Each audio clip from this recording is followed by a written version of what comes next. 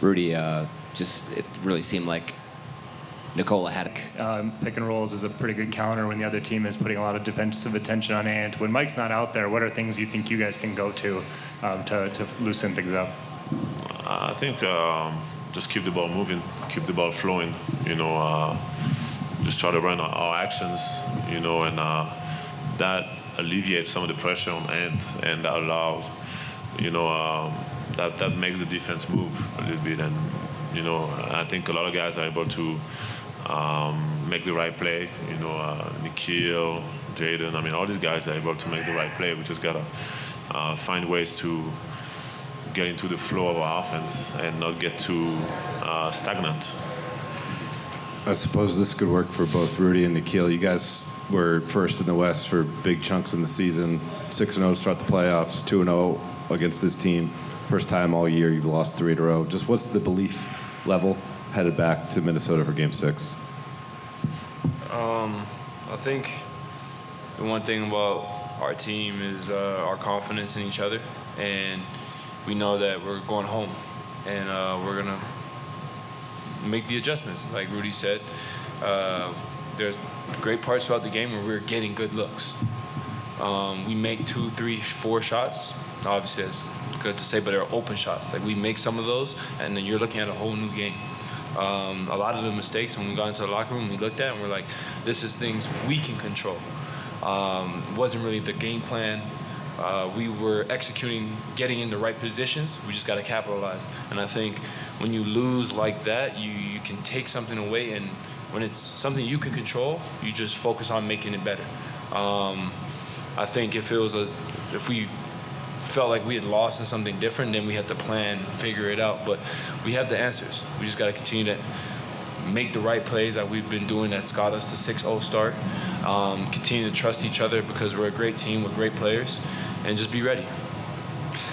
Nickeil, Rudy kind of referenced this just now, but in terms of mental toughness and kind of composure and things like that, how do you guys fight the urge to maybe let a game get out of control or kind of lose your emotions maybe as you maybe have in some of these previous games here and tonight? The thing is just competition, and in the midst of competition, you got to keep the main thing, and that's winning. They're gonna go on runs. They're a great team. Sometimes we might make mistakes, but as a team and as a unit, we just gotta let go of those things. A lot of things with mental toughness is not holding on to the past, good and bad. Handling success, handling defeat. Right now, we just gotta go back to the drawing board, come together, and be ready for Game 6. Like, there's not much hanging heads. There's not much time to like really dwell. Even in the game, like it's a fast-paced game, and the way that they were playing this evening was even faster. And so we just got to be better at getting to the next thing, trusting our work, and we'll be fine. Rudy, you mentioned after Game 4 that there's maybe some more opportunity to go to you inside on the roll. That happened in this game. How much can you guys playing on the inside be part of the answer for you offensively going forward as a team? I truly believe that part of who we are is our size, and it's the fact that we have bigs that can punish those mismatches. We did a lot of cat in the post, and I think it was really good offense for us all the times we did it. And yeah, finding our bigs on the rolls, finding our bigs in the mismatches. I think a lot of time it ends up being a foul, or it ends up being a wide open 3 or a basket. So the hardest thing is to do it. They're doing a great job with their length. Try to take away those passes, try to make it hard on our guards to find us. So I think we're getting better and better. And as long as we keep, like Nickeil said, keep trying to make the right play. I think we'll be fine.